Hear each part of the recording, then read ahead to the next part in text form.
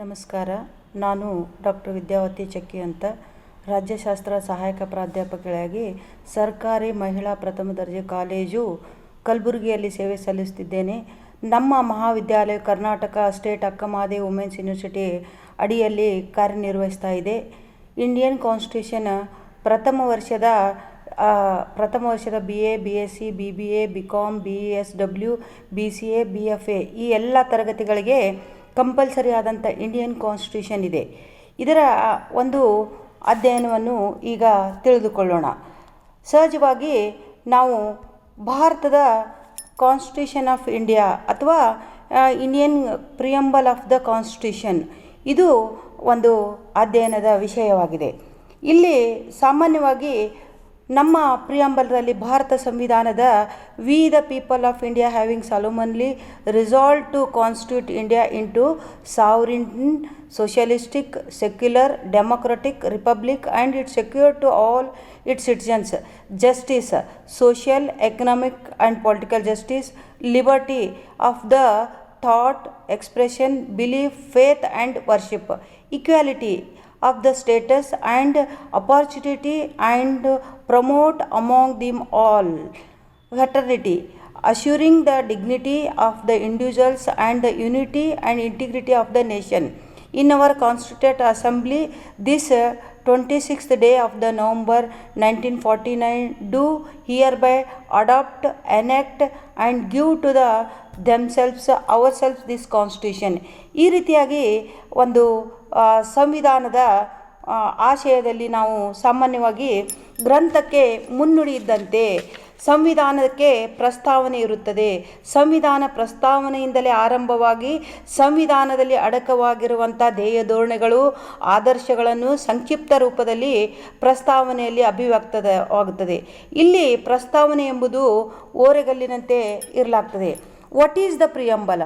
A preamble is an introductory system in the documents that explain the documents' philosophy and objectives in a constitution. It presents the indicates of its frames and history beyond its creation and the core values and principles of the nation. ಈ ರೀತಿಯಾಗಿ ಸಂವಿಧಾನ it act as A framework of reference, ಅಂದರೆ ಎಲ್ಲ ವಸ್ತು ವಿಷಯಗಳನ್ನು ಇದರ ಮೂಲಕವಾಗಿ ಓರೆಗಲ್ಲಿ ಹಚ್ಚಿ ನೋಡೋದು. ಒಟ್ಟಿನಲ್ಲಿ ನಮ್ಮ ಸಂವಿಧಾನದ ಮೂಲ ಆಶಯನು, ಅದರ ಮೂಲ ಧ್ಯೇಯಗಳೇನು, ಆಡಳಿತದಲ್ಲಿ ಯಾವ ರೀತಿಯಾಗಿ ನಾವು ಕಾರ್ಯಾಚರಣೆಯಲ್ಲಿ ತರ್ತೇವೆ, ಇದೆಲ್ಲವನ್ನು ಒಳಗೊಂಡಿರ್ತದೆ ಅಂತೇಳಿ ಹೇಳಬಹುದು. ಪಂಡಿತ್ ಠಾಕೂರ್ದಾಸ್ ಭಾರ್ಗವ್ ಅವರು ಇಡೀ ಸಂವಿಧಾನದ ಮಹತ್ವವನ್ನು ಪೀಠಿಕಾ ಭಾಗದಲ್ಲಿ ಕಾಣ್ತೇವೆ. ಇದು ಸಂವಿಧಾನದ ತಿರುಳಾಗಿದೆ, ಸಂವಿಧಾನಕ್ಕೆ ದಾರಿ ದೀಪವಾಗಿದೆ, ಸಂವಿಧಾನ ಮುಕುಟ ಆಭರಣವಿದ್ದಂತೆ ಪ್ರಜ್ವಲಿಸ್ತದೆ ಅಂತೇಳಿ ವಿವರಣೆಯನ್ನು ಕೊಡ್ತಾರೆ. ಇನ್ನೊಬ್ಬರು KM ಮುನ್ಸಿ ಅವರು ಸಂವಿಧಾನ ಪ್ರಸ್ತಾವನೆಯನ್ನು ಒಂದು ರಾಷ್ಟ್ರದ ರಾಜಕೀಯ ವ್ಯವಸ್ಥೆಯ ಜಾತಕವಿದ್ದಂತೆ, ಇಡೀ ಆಡಳಿತದ ವ್ಯವಸ್ಥೆಯ ಒಂದು ಜಾತಕವಿದ್ದಂತೆ ಅವರು ಒಂದು ವಿವರಣೆಯನ್ನು ಕೊಡ್ತಾರೆ. ಅದೇ ರೀತಿಯಾಗಿ ಪಂಡಿತ್ ಜವಾಹರ್ಲಾಲ್ ನೆಹರು ಅವರು ಸಂವಿಧಾನದ ಧ್ಯೇಯೋದ್ದೇಶಗಳ ಗೊತ್ತುವಳಿಯ ಮತ್ತು ನಿರ್ಣಯಗಳು ಆಬ್ಜೆಕ್ಟಿವ್ ರೆಸಲ್ಯೂಷನ್ಸ್ಗಳ ಪ್ರಕಾರವಾಗಿ 1947 ಜೂನ್ 22 ನಿರ್ಣಯದಿಂದ ಅಂಗೀಕರಿಸಿದಂಥ ಸಂವಿಧಾನ ಪ್ರಸ್ತಾವನೆ ರೂಪಿಸಿದ್ದನ್ನು ನಾವು ಕಾಣ್ತೇವೆ. ಸಾಮಾನ್ಯವಾಗಿ ನಾವು ಸಂವಿಧಾನದ ಒಂದೊಂದನ್ನಾಗಿ ನಾವು ತೆಗೆದುಕೊಂಡಾಗ ವಿ ದ ಪೀಪಲ್ ಅಂದರೆ ಭಾರತದ ಪ್ರಜೆಗಳಾದಂಥ ನಾವು ಭಾರತವನ್ನು ಒಂದು ಸಾರ್ವಭೌಮ ಸಮಾಜವಾದಿ ಜಾತ್ಯತೀತ ಪ್ರಜಾಸತ್ತಾತ್ಮಕ ಗಣರಾಜ್ಯವನ್ನಾಗಿ ಸಂಘಟಿಸಬೇಕೆಂದು ಸಂಕಲ್ಪಿಸಿರುತ್ತೇವೆ ಮತ್ತು ಅದರ ಪ್ರಜೆಗಳೆಲ್ಲರಿಗೂ ಸ್ವತಂತ್ರ, ನ್ಯಾಯ, ಸಮಾನತೆ, ಭಾತೃತ್ವ. ನ್ಯಾಯ ಅಂದರೆ ಯಾವುದು? ಸಾಮಾಜಿಕವಾಗಿ ಆರ್ಥಿಕವಾಗಿ ನ್ಯಾಯವನ್ನು ಒದಗಿಸಿಕೊಡೋದು. ರಾಜಕೀಯವಾಗಿ ಸ್ವತಂತ್ರವೆಂದರೆ ಸ್ವತಂತ್ರವಾಗಿ ವಿಚಾರ ಮಾಡುವಂಥ, ಅಭಿವ್ಯಕ್ತ ಮಾಡುವಂಥ, ತನ್ನದೇ ಆದಂಥ ಧರ್ಮವನ್ನು ಶ್ರದ್ಧೆಯಿಂದ ಆಚರಿಸುವಂಥ, ಉಪಾಸನೆ ಮಾಡುವಂಥ ಸ್ವತಂತ್ರ ಕೊಡುವುದು. ಸಮಾನತೆ ಅಂತಂದರೆ ಸಾಮಾನ್ಯವಾಗಿ ಸ್ಥಾನಮಾನ ಮತ್ತು ಸಮಾನ ಅವಕಾಶಗಳು ಎಲ್ಲರಿಗೂ ದೊರೆಯುವಂತೆ ಮಾಡುವುದು. ಇನ್ನೊಂದು ಫೆಟರ್ನಿಟಿ, ಭಾತೃತ್ವ. ಇದು ವ್ಯಕ್ತಿ ಗೌರವವನ್ನು ಎತ್ತಿ ಹಿಡಿಯುತ್ತದೆ. ರಾಷ್ಟ್ರದ ಏಕತೆ ಮತ್ತು ಸಮಗ್ರತೆಯನ್ನು ರಕ್ಷಿಸುವುದು ರಕ್ಷಿಸುವುದೆಂದು ಶ್ರದ್ಧಾಪೂರ್ವಕವಾಗಿ ದೃಢ ಸಂಕಲ್ಪ ಮಾಡುವುದಾಗಿ ನಮ್ಮ ಸಂವಿಧಾನ ರಚನಾ ಸಭೆಯಲ್ಲಿ 1949 ಇಸವಿಯ ನವೆಂಬರ್ 26ರಂದು ಈ ದಿನದಂದು ಈ ಮೂಲಕ ನಮ್ಮೀ ಸಂವಿಧಾನವನ್ನು ಅಂಗೀಕರಿಸಿ ಶಾಸನಗೊಳಿಸುವುದರ ಮೂಲಕವಾಗಿ ಪ್ರತಿಜ್ಞೆಗೊಳ್ಳುವರಾಗುತ್ತೇವೆ. ಇಲ್ಲಿ ನಮ್ಮ ಸಂವಿಧಾನವನ್ನು hereby adopt enact and give to ourself this constitution. ಅಂದರೆ ನಮ್ಮನ್ನು ನಾವು ಪ್ರತಿಜ್ಞೆಗೊಳ್ತೇವೆ, ನಮ್ಮನ್ನು ನಾವು ಈ ಸಂವಿಧಾನವನ್ನು ಅರ್ಪಿಸಿಕೊಂಡಿದ್ದೇವೆ ಎನ್ನುವುದನ್ನು ಇದರಿಂದ ವ್ಯಕ್ತವಾಗ್ತದೆ. ಈ ರೀತಿಯಾಗಿ ನಮ್ಮ ಸಂವಿಧಾನದ ಪ್ರಸ್ತಾವನೆಯಲ್ಲಿ ಇರುವಂಥ ಅಂಶವನ್ನು ನಾವು ಕಾಣ್ತೇವೆ. ಇದು ಇನ್ನೊಂದು the preamble basically gives idea of the following things: objectives, source of the constitution, nature of the Indian state, statement of the objectives, date of it's adoption. ಈ 4 ಅಂಶಗಳನ್ನು ನಾವು ಕಾಣ್ತೇವೆ. ಸಾಮಾನ್ಯವಾಗಿ ಪ್ರಸ್ತಾವನೆಯಲ್ಲಿ ಏನು ಬರ್ತದೆ, ಪೂರ್ವಪೀಠಿಕೆಯ 4 ಭಾಗಗಳಿಂದ ಕೂಡಿದೆ. ಅಧಿಕಾರದ ಮೂಲ, ಸೋರ್ಸ್ ಆಫ್ ದ ಕಾನ್ಸ್ಟಿಟ್ಯೂಷನ್, ಅಧಿಕಾರ ಯಾರ ಜನತೆ ಕೈಯಲ್ಲಿ, ಜನತೆಯಿಂದ ಜನತೆಗಾಗಿ ಜನತೆಗೋಸ್ಕರ ಇರುವಂಥ ಒಂದು ಅಧಿಕಾರದ ಅಥಾರಿಟಿಯನ್ನು ಇದು ವ್ಯಕ್ತಪಡಿಸ್ತದೆ. Nature of the Indian state ಅಂದರೆ ಸರ್ಕಾರ, ನಮ್ಮದು ಭಾರತ ಸರ್ಕಾರದ ನೇಚರ್ ಆಗಿದೆ, ಸಂಸದೀಯ ಸರ್ಕಾರ ಪದ್ಧತಿಯಾಗಿದೆ, ಯಾವ ರೀತಿಯಾಗಿ ಸರ್ಕಾರ ರಚನೆ ಮಾಡಿಕೊಂಡು ಹೋಗಬೇಕು, ಯಾವ ರೀತಿಯಾಗಿ ನಮ್ಮ ವ್ಯವಸ್ಥೆ ಇರಬೇಕೆನ್ನೋದನ್ನು ತಿಳಿಸ್ತದೆ. ಮೂರನೇದಾಗಿ ಸ್ಟೇಟ್ಮೆಂಟ್ ಆಫ್ ದ ಆಬ್ಜೆಕ್ಟಿವ್ಸ್ ಅಂದ್ರೆ ರಾಜಕೀಯ ಪದ್ಧತಿಯ ಧ್ಯೇಯ ಧೋರಣೆಗಳೇನು, ಯಾವ ಧೋರಣೆಗಳ ಮೂಲಕವಾಗಿ ನಾವು ನಮ್ಮದು ಈಗ ಜಾತ್ಯತೀತ ಇದೆ, ಸಮಾಜವಾದ ಇದೆ ಮತ್ತು ಸಾವರಿಂಟಿ ಆಗಿದೆ, ಈ ರೀತಿಯಾಗಿ ಆಬ್ಜೆಕ್ಟ್ಸ್ಗಳನ್ನು ನಾವು ಇಟ್ಟುಕೊಂಡಿದ್ದೇವೆ. 4ನೇದಾಗಿ ಡೇಟ್ ಆಫ್ ಅಡಾಪ್ಷನ್, ನಾವು ನಮ್ಮ ಸಂವಿಧಾನಕ್ಕೆ ಕಾನೂನು ರೂಪವನ್ನು ಅಂಗೀಕರಿಸಿದ ದಿನಾಂಕವನ್ನು ತಿಳಿಸುವುದು. ಅಂದರೆ 26ನೇ ನವೆಂಬರ್ 1949 ನಮ್ಮೀ ಸಂವಿಧಾನವನ್ನು ನಾವು ಅರ್ಪಿಸಿಕೊಂಡಿದ್ದೇವೆ. ಈ ರೀತಿಯಾಗಿ ನಮ್ಮ ಸಂವಿಧಾನದ ಆಶಯನ್ನು ಇದಾಗಿದೆ ಅಂತ ಹೇಳ್ಬೋದು. ಇದರಲ್ಲಿ ಒಂದೊಂದನ್ನಾಗಿ ನಾವು ತೆಗೆದುಕೊಂಡು ನೋಡಿದಾಗ ಮೊದಲನೇದಾಗ ವಿ ದ ಪೀಪಲ್ ಎನ್ನುವುದನ್ನು, ಇಲ್ಲಿ we the people of India its enacts to indicates the ultimate sovereignty of the people of India.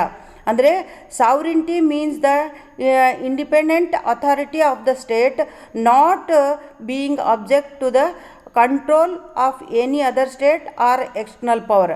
ಇಲ್ಲಿ ವಿ ದ ಪೀಪಲ್ ಎನ್ನುವ ಪದಕ್ಕೆ ವಿಶೇಷವಾದ ಅರ್ಥವನ್ನು ನಾವು ಕಲ್ಪಿಸ್ತೇವೆ. ಜನಾರ್ದನವನ್ನು ಸೂಚಿಸ್ತೇವೆ. ಜನತೆಯಲ್ಲಿ ದೇವರನ್ನು ಕಾಣುವಂಥ ಜನಸೇವೆ, ಜನಾರ್ದನ ಸೇವೆ. ಈ ರೀತಿಯಾಗಿ ಇಲ್ಲಿ ಸಂವಿಧಾನವನ್ನು ಅಂಗೀಕರಿಸಿ ಜನರು ತಮ್ಮನ್ನು ತಾವೇ ಅರ್ಪಿಸಿಕೊಂಡಿದ್ದಾರೆ. ರಾಷ್ಟ್ರದ ಸಾರ್ವಭೌಮ ಅಧಿಕಾರ ಎಂಬುದು ಜನತೆ ಕೈಯಲ್ಲೇ, ಜನತೆಯಲ್ಲಿ ಉಗಮವಾಗಿದೆ. ಎಲ್ಲ ಅಧಿಕಾರದ ಮೂಲ ಜನರಾಗಿದ್ದರೆ ಒಕ್ಕೂಟದಲ್ಲಿರುವಂಥ ಕೇಂದ್ರ, ರಾಜ್ಯ, ಸ್ಥಳೀಯ ಸರ್ಕಾರಗಳೆಲ್ಲವೂ ಜನರಿಗೆ ಅಧೀನವಾಗಿದೆ ಮತ್ತು ಜನರೇ ಹೊಣೆಗಾರರಾಗಿ ಉಳಿಯುತ್ತಾರೆ ಎನ್ನುವುದು ಅರ್ಥವನ್ನು ಕಾಣ್ತೇವೆ. ವಿ ದ ಪೀಪಲ್ ಮೊದಲನೇ ಶಬ್ದ ಭಾರತೀಯರಾದ ನಾವು ಅಧಿಕಾರದ ಮೂಲವನ್ನು ಇಲ್ಲಿ ತಿಳಿಸ್ತದೆ. ಇನ್ನು ಎರಡನೇದಾಗಿ ಸಾವರಿಂಟಿ, ಪರಮಾಧಿಕಾರ.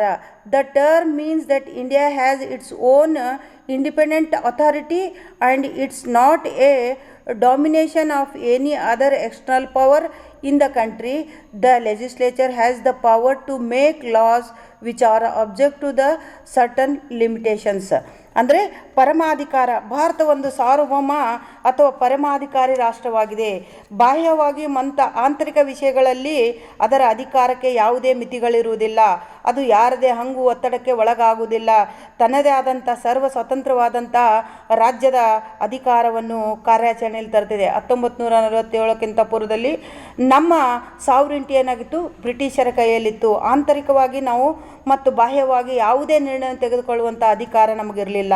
ಈ ರೀತಿಯಾಗಿ ಅಂತಾರಾಷ್ಟ್ರೀಯ ಮಟ್ಟದಲ್ಲಿ ಸಂಘಟಿತವಾದ ಯಾವುದೇ ಸಂಘಟನೆಗಳ ಜೊತೆಗೆ ನಾವು ನಮ್ಮದೇ ಆದಂಥ ಒಂದು ಅಧಿಕಾರಗಳನ್ನು ಚಲಾವಣೆ ಮಾಡುವಂಥ ಯಾವುದೇ ಮಿಲಿಟರಿ ರಚನೆಯಲ್ಲಿ ಕಡ್ಡಾಯವಾಗಿ ಭಾಗವಹಿಸಲೇಬೇಕೆನ್ನುವ ನಿರ್ಬಂಧನೆ ಇರುವುದಿಲ್ಲ. ಈ ರೀತಿಯಾಗಿ ಆಂತರಿಕವಾಗಿ ಮತ್ತು ಬಾಹ್ಯವಾಗಿ ಸರ್ವ ಸ್ವತಂತ್ರವಾದಂಥ ಪರಮಾಧಿಕಾರ, ಸಾವರಿಂಟಿ ಅಧಿಕಾರವನ್ನು ಹೊಂದಿದೆ ಅಂಥೇಳಿ ನಾವು ಹೇಳಬಹುದು. ಈ ರೀತಿಯಾಗಿ ಎರಡನೇ ಅಂಶವನ್ನು ನಾವು ಪರಮಾಧಿಕಾರದಲ್ಲಿ ನಾವು ಕಾಣ್ತೇವೆ. ಮೂರನೇದಾಗಿ socialist. The term means the achievement of the socialistic ends through democratic means. It holds faith in the mixed economy there both private and public sector coexist side by side. It was added in the preamble by 42nd amendment in the 1976. ಅಂದರೆ ಇಲ್ಲಿ ಏನು ಕಂಡು ಬರ್ತದೆ ಅಂದರೆ ನಮಗೆ socialistic ಒಂದು ಸಮಾಜವಾದಿ ರಾಷ್ಟ್ರವೆಂದರೆ ನಮ್ಮ ರಾಷ್ಟ್ರ ಒಂದು ಸಮಾಜವಾದಿ ತತ್ವಕ್ಕೆ ಬದ್ಧವಾಗಿದೆ. ವರ್ಗರಹಿತವಾದಂಥ ಶೋಷಣೆ ರಹಿತವಾದ ಸಮಾಜ ಸ್ಥಾಪನೆಯೇ ಗುರಿಯಾಗಿದೆ. ಇದರ ಪ್ರಕಾರ ಬದುಕಿನ ಎಲ್ಲ ಸ್ತರಗಳಲ್ಲಿ ವ್ಯಕ್ತಿಗಿಂತ ಸಮಾಜ ಮುಖ್ಯ ಅಥವಾ ಸಮಾಜ ಹಿತ ಎಂದು ಬಗೆಯಲಾಗುತ್ತದೆ. ಕಾಂಗ್ರೆಸ್ಸಿನ 1964ರ ಭುವನೇಶ್ವರ ಅಧಿವೇಶನದಲ್ಲಿ ಸಾಮಾನ್ಯವಾಗಿ ಕೆಲವು ಗೊತ್ತುವಳಿಯನ್ನು ಸ್ವೀಕಾರ ಮಾಡಿದ 5 ತತ್ವಗಳನ್ನು ಸಮಾಜವಾದಿ ರಾಷ್ಟ್ರ ಮಾಡಲು ಕೈಗೊಳ್ಳಲಾಯಿತು. ಯಾವುದಂದರೆ ಮೊದಲನೇದಾಗಿ ಆರ್ಥಿಕ ಯೋಜನೆ, ಸಾಮಾಜಿಕ ನಿಯಂತ್ರಣ, ಸಂಪೂರ್ಣ ಉದ್ಯೋಗ, ಹೆಚ್ಚುವರಿ ಉತ್ಪನ್ನ ಮಾಡುವುದು ಮತ್ತು ಪ್ರಜಾಪ್ರಭುತ್ವದ ವ್ಯವಸ್ಥೆಯನ್ನು ಕಾರ್ಯಾಚರಣೆಯಲ್ಲಿ ತರುವುದು. ಈ ರೀತಿಯಾಗಿ ಸಂವಿಧಾನದ ಒಂದು ವ್ಯವಸ್ಥೆಯಲ್ಲಿ ಸಮಾಜವಾದಿ ರಾಷ್ಟ್ರವನ್ನು ನಾವು ಆಚರಣೆಯಲ್ಲಿ ತಂದೆವು. ಇಲ್ಲಿ ಸಮಾಜವಾದಿ ಅಂದಾಗ ಸಹಜವಾಗಿ ನಾವು ಯಾವುದೇ ಭೇದ ಭಾವ ಇರಲಾರ್ದೆ ಅನೇಕ ಕಾರ್ಯಾಚರಣೆಗಳನ್ನು ತರುವುದು. ಈಗ ಭೂ ಸುಧಾರಣೆ ಕಾಯ್ದೆ ತಂದರು, ಪಂಚವಾರ್ಷಿಕ ಯೋಜನೆಗಳು ಬಂದರು, 20 ಅಂಶಗಳ ಕಾರ್ಯಕ್ರಮ ಬಂದು, ರೋಜಗಾರ ಯೋಜನೆ ಬಂತು. ಇತ್ಯಾದಿ ಪ್ರಜಾಪ್ರಭುತ್ವದ ಮೂಲಕವಾಗಿ ಸಮಾಜವಾದಿ ತತ್ವಗಳನ್ನು ಆಚರಣೆ ತರುವಲ್ಲಿ ಇಟ್ಟ ಹೆಜ್ಜೆಗಳಂತಾಗಿವೆ ಅಂಥೇಳಿ ನಾವು ಹೇಳ್ಬೋದು. ಈ ರೀತಿಯಾಗಿ ಒಂದು ಸೋಷಲಿಸ್ಟ್ ಒಂದು ಸಮಾಜವಾದಿ ರಾಷ್ಟ್ರವಾದದ್ದನ್ನು ನಾವು ಕಾಣ್ತೇವೆ. ಇನ್ನೊಂದು ಸೆಕ್ಯುಲರಿಸಮ್ ಅಂದರೆ ಜಾತ್ಯತೀತ.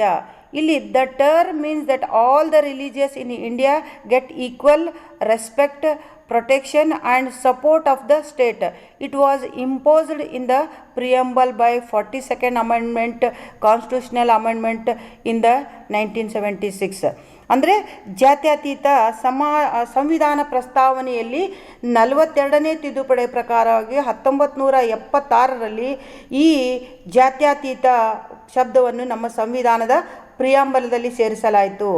ಎಲ್ಲ ಜಾತ್ಯತೀತವೆಂದರೆ ಎಲ್ಲ ಧರ್ಮ ಮತಪಂಥಗಳು ಸಮಾನವಾಗಿರುವುದು, ರಾಜ್ಯವು ಸಾರ್ವಭೌಮವನ್ನು ಸರಿಸಮಾನವಾಗಿ ಗೌರವಿಸುವುದು, ರಾಜ್ಯದ ಎಲ್ಲ ಧರ್ಮಗಳಿಗೆ ಸಂಬಂಧಪಟ್ಟಂತೆ ತಟಸ್ಥ ನೀತಿಯನ್ನು ಅನುಸರಿಸುವುದು, ಎಲ್ಲ ಪ್ರಜೆಗಳಿಗೆ ಧರ್ಮದ ಉಪಾಸನೆ ಮಾಡೋದು, ಸ್ವತಂತ್ರ ಕಲ್ಪಿಸೋದು, ತನಗೆ ಬೇಕಾದಂಥ ಧರ್ಮವನ್ನು ಪೂಜಿಸುವಂಥ, ಪೋಷಿಸುವಂಥ ಮತ್ತು ಅದು ಕಾರ್ಯಾಚರಣೆ ತರುವಂಥ ಅಧಿಕಾರ, ರಾಜಕೀಯ ಗುರಿಗಳನ್ನು ಸಾಧಿಸಲು ಧರ್ಮವನ್ನು ಬಳಸುವಂತಿಲ್ಲ, ರಾಜ್ಯವು ಧರ್ಮದಿಂದಲೇ ಒಂದು ಗುರುತಿಸುವುದಿಲ್ಲ. ನಮ್ಮ ರಾಜ್ಯ ಹಿಂದೂ ರಾಷ್ಟ್ರ ಅಥವಾ ಮುಸ್ಲಿಂ ರಾಷ್ಟ್ರ ಅಂತ ಗುರುತಿಸುವುದಿಲ್ಲ, ಅದು ಜಾತ್ಯತೀತ ರಾಷ್ಟ್ರ ಅಂತೇಳಿ ಗುರುತಿಸಲಾಗ್ತದೆ.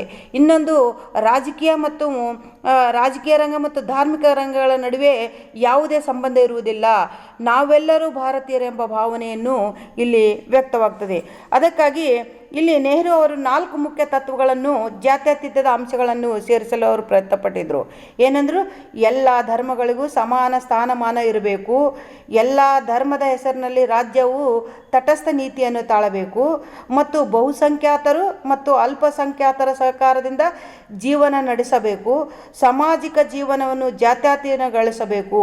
ಈ ರೀತಿಯಾಗಿ ಸೆಕ್ಯುಲರಿಸಮ್ ಆಫ್ ಸೋಷಿಯಲ್ ಲೈಫ್ ಎನ್ನುವುದನ್ನು ಮುಖ್ಯ 4 ತತ್ವಗಳನ್ನು ಅವರು ಅಳವಡಿಸಿಕೊಳ್ಳಬೇಕು ಎನ್ನುವ ಅಂಶವನ್ನು ಸೇರಿಸಿ ನಮ್ಮಲ್ಲಿ ಜಾತ್ಯತೀತ ಅಂಶವನ್ನು 42ನೇ ತಿದ್ದುಪಡಿ ಪ್ರಕಾರವಾಗಿ ಸಂವಿಧಾನ ಪೂರ್ವ ಪೀಠಿಕೆಯಲ್ಲಿ ಪ್ರಸ್ತಾವನೆಯಲ್ಲಿ ಸೇರಿಸಲಾಗಿದೆ ಅಂಥೇಳಿ ನಾವು ಹೇಳ್ಬೋದು. ಇನ್ನೊಂದು republic, next democratic. The term impose that the constitution and India has an established from the constitution which gets its authority from the will of the people expressed in the election. ಇಲ್ಲಿ ಸಾಮಾನ್ಯವಾಗಿ ನಾವು ಕಂಡುಕೊಳ್ಳುವಂಥ ಪ್ರಜಾಸತ್ತಾತ್ಮಕ ರಾಜ್ಯವೆಂದರೆ ಪ್ರತಿನಿಧಿ ಸರ್ಕಾರ. ಸಂಸದೀಯ ಸರ್ಕಾರವನ್ನು ವಯಸ್ಕ ಪ್ರೌಢ ಮತದಾನದ ಮೂಲಕವಾಗಿ ಚುನಾಯಿತವಾದಂಥ ಪ್ರತಿನಿಧಿಗಳ ಮೂಲಕವಾಗಿ ಆಚರಣೆಯಲ್ಲಿ ತರುವುದು, ಕಾನೂನಿನ ಎದುರಿನಲ್ಲಿ ಅಥವಾ ಕಾಯ್ದೆ ಎದುರಿನಲ್ಲಿ ಎಲ್ಲರೂ ಸಮಾನವಾಗಿ ಕಾಣುವುದು. ಮೂರನೇದಾಗಿ ಜನರಿಂದ ಜನರಿಗಾಗಿ ಜನರಿಗೋಸ್ಕರ ಇರುವಂಥ ಸರ್ಕಾರವೇ ನಮ್ಮ ಪ್ರಜಾಸತ್ತಾತ್ಮಕ ಸರ್ಕಾರ. ಜನರಿಂದ ಆಯ್ಕೆಯಾದಂಥ ಮತ್ತು ಜನರಿಗಾಗಿ ಅಧಿಕಾರವನ್ನು ಚಲಾವಣೆ ಮಾಡುವಂಥ ಅಧಿಕಾರ. ಇಲ್ಲಿ ಪ್ರತಿನಿಧಿ ಸರ್ಕಾರ ಅಂದರೆ ಜವಾಬ್ದಾರಿಯುತವಾದಂಥ ಸರ್ಕಾರ. ಪ್ರಜೆಗಳಿಗೆ ತಮ್ಮದೇ ಆದಂಥ ಧ್ವನಿ ಇರ್ತದೆ. ಅಥವಾ ವಯಸ್ಸಿರ್ತದೆ, ಚಾಯ್ಸ್ ಇದೆ, ವಿಲ್ ಇದೆ, ಕನ್ಸೆಂಟ್ ಇದೆ, ಮ್ಯಾಂಡೇಟ್ಗಳಿದೆ. ಈ ರೀತಿಯಾಗಿ ಪ್ರಜೆಗಳಿಗೆ ತಮ್ಮದೇ ಆದಂಥ ಧ್ವನಿಯ ಮೂಲಕವಾಗಿ ತಮ್ಮದೇ ಆದಂಥ ಪ್ರತಿನಿಧಿಯನ್ನು ಆಯ್ಕೆ ಮಾಡಿಕೊಳ್ಳುವುದು, ಆ ಆಯ್ಕೆ ಮಾಡುವುದನ್ನು ಇಚ್ಛೆ ಮೂಲಕವಾಗಿ ಸಮ್ಮತಿಯನ್ನು ಸೂಚಿಸೋದು ಮತ್ತು ಮ್ಯಾಂಡೇಟ್ರಿ ಆಗಿ ಸರ್ಕಾರ ರಚನೆ ಮಾಡಲು ಆದೇಶವನ್ನು ನೀಡುವುದು. ಈ ರೀತಿಯಾಗಿ ಆಡಳಿತ ಪ್ರಕ್ರಿಯೆಗಳಲ್ಲಿ ಸೂಕ್ತವಾದಂಥ ಧ್ವನಿಯ ಮೂಲಕವಾಗಿ ನಾವು ನಮ್ಮ ಪ್ರತಿನಿಧಿಯನ್ನು ನಾವು ರಚನೆ ಮಾಡಿಕೊಳ್ತೇವೆ. ಹೀಗೆ ಪ್ರಜೆಗಳ ಸಮ್ಮತಿ ಇರಲಾರ್ದೆ ಮತ್ತು ಪ್ರಜೆಗಳ ಆದೇಶ ಇರಲಾರ್ದೆ ಯಾವುದೇ ಸರ್ಕಾರ ರಚನೆ ಆಗುವುದಿಲ್ಲ. ಈ ರೀತಿಯಾಗಿ ಸಂವಿಧಾನ ವ್ಯಕ್ತಿಯ ವಿಕಾಸಕ್ಕಾಗಿ ಮೂಲಭೂತ ಹಕ್ಕುಗಳು, ಸಂವಿಧಾನಾತ್ಮಕ ರಾಜ್ಯ ನಿರ್ದೇಶಕ ತತ್ವಗಳ ಮೂಲಕವಾಗಿ ಸಂವಿಧಾನವನ್ನು ರಕ್ಷಣೆ ಕೊಡುವಂಥ ಪ್ರಜಾಸತ್ತಾತ್ಮಕ ಒಂದು ಆಡಳಿತದ ವ್ಯವಸ್ಥೆಯನ್ನು ನಮ್ಮ ಭಾರತದಲ್ಲಿ ನಾವು ಪ್ರಿಯಾಂಬಲ್ದಲ್ಲಿ ಸೇರಿಸಿದ್ದೇವೆ. ಇನ್ನು ನೆಕ್ಸ್ಟ್ ರಿಪಬ್ಲಿಕ್, ಗಣರಾಜ್ಯ ಅಂದರೆ the term indicate that the head of the state is elected by the people. In India, the president of India is elected head of the state. ಅಂದರೆ ಭಾರತದ ರಾಷ್ಟ್ರಪತಿಗಳು ಅಪ್ರತ್ಯಕ್ಷ ವಿಧಾನದ ಮೂಲಕವಾಗಿ ಪ್ರತಿನಿಧಿಗಳ ಮೂಲಕವಾಗಿ ಆಯ್ಕೆ ಮಾಡುತ್ತದೆ. ಇಂಗ್ಲೆಂಡಿನಂತೆ ಅರಸೊತ್ತಿಗೆ ಮೂಲಕವಾಗಿ ಪರಂಪರಾಗತವಾಗಿ ಆಯ್ಕೆ ಮಾಡುವಂಥ ವಿಧಾನ ನಮ್ಮ ಭಾರತದಲ್ಲಿ ಇಲ್ಲ. ಭಾರತದ ರಾಷ್ಟ್ರಪತಿ ಚುನಾವಣೆ ಮೂಲಕವಾಗಿ ಪ್ರತ್ಯಕ್ಷ ಅಥವಾ ಅಪ್ರತ್ಯಕ್ಷ ವಿಧಾನದ ಮೂಲಕವಾಗಿ ಮುಖ್ಯಸ್ಥನನ್ನು ಆಯ್ಕೆ ಮಾಡುತ್ತದೆ. ಚುನಾಯಿತ ಪ್ರತಿನಿಧಿಗಳು ಪ್ರಜೆಗಳ ಹಿತವನ್ನು ಕಾಪಾಡುವುದು, ಸರ್ಕಾರದ ಎಲ್ಲ ಹುದ್ದೆಗಳನ್ನು ಸರಿಸಮಾನವಾಗಿ ಪಡೆದುಕೊಳ್ಳುವಂಥದ್ದು. ಈ ರೀತಿಯಾಗಿ ಪ್ರಜಾಸತ್ತಾತ್ಮಕ ಗಣರಾಜ್ಯದ ವ್ಯವಸ್ಥೆಯನ್ನು ನಮ್ಮ ಭಾರತದಲ್ಲಿ ನಾವು ಅಳವಡಿಸಿಕೊಂಡಿದ್ದೇವೆ ಅಂತ ಹೇಳ್ಬೋದು. ಈ ರೀತಿಯಾಗಿ ಅಧಿಕಾರದ ವ್ಯವಸ್ಥೆಯಲ್ಲಿ ನಾವು ನಮ್ಮ ಸಂವಿಧಾನವನ್ನು ನಾವು ಈ ಪ್ರಿಯಾಂಬಲದಲ್ಲಿ ಪ್ರಜಾಸತ್ತಾತ್ಮಕ, ಜಾತ್ಯತೀತ, ಸಮಾಜವಾದ ಮತ್ತು ಗಣರಾಜ್ಯದ ತತ್ವಗಳನ್ನು ಅಳವಡಿಸಿಕೊಂಡು ನಾವು ಆಡಳಿತದಲ್ಲಿ ಬಂದಿದೆ ಅಂತ ಹೇಳ್ಬೋದು. ಇದಲ್ಲದೆ ನಮ್ಮ ಸಂವಿಧಾನದ ಪ್ರಿಯಾಂಬಲದಲ್ಲಿ ಜಸ್ಟಿಸ್ ಅನ್ನು ಕೊಡಲಾಗಿದೆ. ಅಂದರೆ ನ್ಯಾಯ ಅಂದರೆ ಏನು? ಸಾಮಾಜಿಕ ನ್ಯಾಯ, ಆರ್ಥಿಕವಾಗಿ ಮತ್ತು ರಾಜಕೀಯವಾಗಿ ಎಲ್ಲ ಭಾರತೀಯ ನಾಗರಿಕರಿಗೆ ಒಂದು ನ್ಯಾಯವನ್ನು ಒದಗಿಸಿಕೊಡೋದು. ಇಟ್ ಈಸ್ ನೆಸಸರಿ ಟು ಮಿನಿಮೈನ್ order in the society that is promised through various provisions of the fundamental rights and directive principles of the state policy provides by the Constitution of India. It compromise three elements which is the social, economic and political ಒಂದು ನ್ಯಾಯವನ್ನು ಒದಗಿಸಿಕೊಡುತ್ತದೆ. ಸಾಮಾಜಿಕ ನ್ಯಾಯ ಅಂದರೆ ಎಲ್ಲ ಪ್ರಜೆಗಳಿಗೂ ಸಮಾನವಾಗಿ ಪರಿಗಣಿಸೋದು, ಯಾವುದೇ ಲಿಂಗ, ಜಾತಿ, ಮತ, ಪಂಥ, ಧರ್ಮಗಳ ಆಧಾರದ ಮೇಲೆ ಯಾವುದೇ ತಾರತಮ್ಯವನ್ನು ನೋಡಲಾರದಂತೆ ಕೈಗೊಳ್ಳುವುದು. ಎಕನಾಮಿಕ್, ಆರ್ಥಿಕ ನ್ಯಾಯವನ್ನು ಕೊಡುವುದು, ಶ್ರೀಮಂತ ಬಡವರ ನಡುವೆ ಯಾವುದೇ ತಾರತಮ್ಯವನ್ನು ನೋಡಲಾರದಂತೆ ಇರುವುದು, ಎಲ್ಲ ಪ್ರಜೆಗಳಿಗೆ ಸಮಾನ ಕೆಲಸಕ್ಕೆ ಸಮಾನ ವೇತನವನ್ನು ಕೊಡುವುದು, ಎಲ್ಲರಿಗೂ ಸರಿಸಮಾನವಾದ ಆರ್ಥಿಕ ಒಂದು ಅವಕಾಶಗಳನ್ನು ಒದಗಿಸಿಕೊಡುವುದು, ಅಂದರೆ ಬೇಸಿಕ್ ನೀಡ್ಗಳಂಥ ಊಟ, ಬಟ್ಟೆ, ವಸತಿಗಳನ್ನು ಒದಗಿಸಿಕೊಡುವುದು. ಈ ರೀತಿಯಾಗಿ ಆರ್ಥಿಕ ನ್ಯಾಯವನ್ನು ಕೊಡುವುದು. ಮೂರನೇದು ರಾಜಕೀಯ ನ್ಯಾಯ. ರಾಜಕೀಯ ನ್ಯಾಯ ಅಂದರೆ ರಾಜಕೀಯ ಸಮಾನತೆ. ಇಲ್ಲಿ ರಾಜಕೀಯ ಹಕ್ಕುಗಳಾದಂಥ ಮತದಾನದ ಹಕ್ಕು, ಚುನಾವಣೆಗೆ ಸ್ಪರ್ಧಿಸುವಂಥ ಹಕ್ಕು, ಸರ್ಕಾರದ ಟೀಕಿಸುವಂಥ ಹಕ್ಕು ಅಥವಾ ಸಾರ್ವಜನಿಕ ಹುದ್ದೆಯನ್ನು ಹೊಂದುವಂಥ ಹಕ್ಕು, ಈ ಹಕ್ಕನ್ನು ಎಲ್ಲರೂ ಅನುಭವಿಸುವಂತೆ ಮಾಡಿಸಿಕೊಳ್ಳುವುದು, ಸಮಾನ ಒಂದು ಅಧಿಕಾರಗಳನ್ನು ಕೊಡುವುದು. ಈ ರೀತಿಯಾಗಿ ಜಸ್ಟಿಸ್, ನ್ಯಾಯ ಅಂದರೆ ಸಾಮಾಜಿಕವಾಗಿ, ಆರ್ಥಿಕವಾಗಿ, ರಾಜಕೀಯವಾಗಿ ಭಾರತೀಯ ಎಲ್ಲ ನಾಗರಿಕರು ಸಮಾನವಾಗಿ ಸಿಗುವಂಥ ಅವಕಾಶವನ್ನು ಮಾಡಿಕೊಡುವುದು. ಇನ್ನು ಎರಡನೇದು equality. The term equality means no section of the society has any special privileges and all the people have giving equal opportunity for the everything without any discrimination.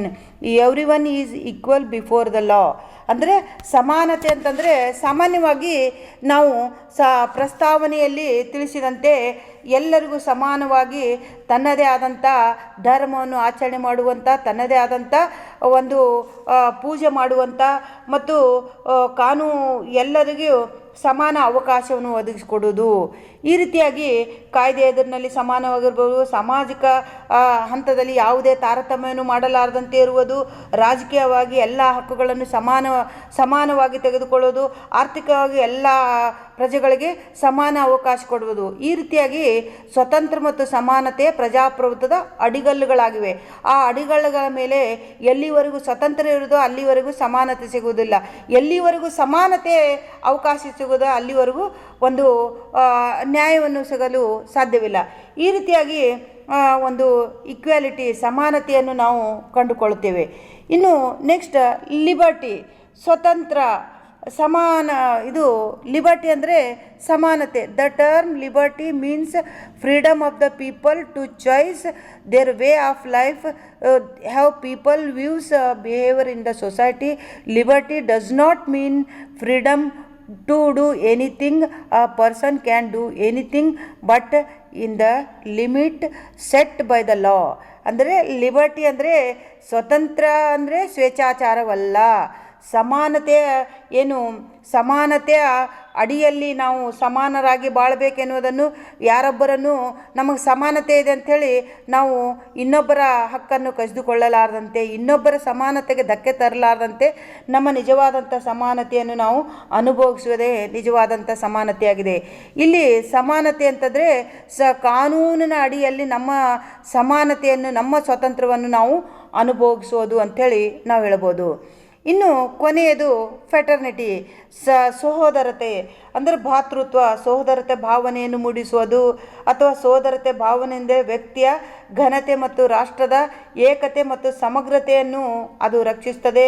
ಮತ್ತು ನಾವೆಲ್ಲರೂ ಒಂದೇ ದೇವರ ಮಕ್ಕಳು ಅಥವಾ ನಾವೆಲ್ಲರೂ ಒಂದೇ ಪ್ರಾದೇಶಿಕ ಕೋಮುವಾದ ಪ್ರತ್ಯೇಕಿತವಾದಂಥ ದಮನ ಮಾಡಿ ರಾಷ್ಟ್ರೀಯತೆ, ಅಂತಾರಾಷ್ಟ್ರೀಯ ಮಟ್ಟದಲ್ಲಿ ವಿಶಾಲವಾದಂಥ ಮನೋಭಾವನೆಯನ್ನು ಹೊಂದುವಂಥ ಏಕತೆ ಮತ್ತು ಸಮಗ್ರತೆಯನ್ನು ಕಾಪಾಡುವುದೇ ನಮ್ಮ ಕರ್ತವ್ಯವಾಗಿದೆ. ಅದಕ್ಕಾಗಿ ವಿಭಿನ್ನತೆಯಲ್ಲಿ ಏಕತೆ ಅಥವಾ ಅನೇಕತೆಯಲ್ಲಿ ಏಕತೆ, ಈ ರೀತಿಯಾದಂಥ ಭಾರತದ ನಾವು ರಾಷ್ಟ್ರ ವಿಶಾಲ ಮನೋಭಾವನೆಯನ್ನು ಹೊಂದಿದಂಥ ಅಂಶವನ್ನು ಹೊಂದಿದೆ ಅಂಥೇಳಿ ನಾವು ಹೇಳ್ಬೋದು. ಈ ರೀತಿಯಾಗಿ ನಮ್ಮದೇ ಆದಂಥ ಒಂದು ಸಂವಿಧಾನ ಅನುಗುಣವಾಗಿ ಏನು ಪ್ರಸ್ತಾವನೆಯಲ್ಲಿ, ಪೂರ್ವ ಪೀಠಿಕೆಯಲ್ಲಿ ಈ ಎಲ್ಲ ಅಂಶಗಳನ್ನು ಇದ್ದುದನ್ನು ನಾವು ಕಾಣ್ತೇವೆ. ಇನ್ನು ಸಂವಿಧಾನದ ಒಂದು ಕ್ರಿಟಿಕಲಿ ಇವ್ಯಾಲ್ಯೂಯೇಷನ್, ಇಲ್ಲಿ ಸಾಮಾನ್ಯವಾಗಿ ನಾವು the term preamble means an introduction to status. The preamble is an introductory part of the Constitution. The preamble cannot overshadow the express the provisions of the Act. It declares that the source of the authority under the Constitution is the people of the India and there is no subordination to any external authority. The preamble to the Indian Constitution is an integrate part of the Constitution, can be damaged but the basic structure cannot be amended. Secularism, socialistic and integrity, we added the 42nd Amendment. Thus the defers to the Constitution also deferred the preamble as a mirror and an introduction of the same. It would not wrong to say that the spirit of the Constitution is present in the preamble. ಇಲ್ಲಿ ಸಂವಿಧಾನ ಪ್ರಶ್ನೆ ಒಂದು ಅತಿ ಮುಖ್ಯವಾದ ಅಂಶವನ್ನು ಒಳಗೊಂಡಿದ್ದು ಎಲ್ಲ ಪ್ರಶಂಸೆಗೆ ಪಾತ್ರವಾಗಿದೆ. ಸಂವಿಧಾನದ ಒಂದು ನಿರ್ಮಾಪಕರು ಸಂವಿಧಾನದ ಕೈಗನ್ನಡಿ, ಸುಂದರ ಆಭರಣ ಅಥವಾ ಸಂವಿಧಾನದ ಒಂದು ಮುಕುಟವಾಗಿದೆ. ಒಂದು ರಾಷ್ಟ್ರದ ಒಂದು ಏಕತೆಯನ್ನು ಸೂಚಿಸ್ತದೆ. ಅದು ನಮ್ಮ ಬೇರು ಎಲ್ಲಿದೆ ಅಂತಂದರೆ ಸಂವಿಧಾನದ ಪೂರ್ವ ಪೀಠಿಕೆಯಲ್ಲಿದೆ. ಸಂವಿಧಾನ 42ನೇ ತಿದ್ದುಪಡಿ ಪ್ರಕಾರವಾಗಿ ಸೆಕ್ಯುಲರಿಸಮ್, ಸೋಷಿಯಲಿಸ್ಟ್ ಮತ್ತು ಇಂಟಿಗ್ರಿಟಿ ಭಾತೃತ್ವವನ್ನು ಸೇರಿಸಿದ್ದನ್ನು ನಾವು ಕಾಣ್ತೇವೆ. ಹೀಗೆ ಪೂರ್ವ ಪೀಠಿಕೆಯಲ್ಲಿ ಮಹತ್ವದ ಒಂದು ಭಾಗವಾಗಿದೆ. ಈ ರೀತಿಯಾಗಿ ಸಂವಿಧಾನ ಪೂರ್ವ ಪೀಠಿಕೆ ಅತ್ಯಂತ ಮಹತ್ವದೆಂದು ನನಗೆ ಗೋಚರಿಸುತ್ತದೆ.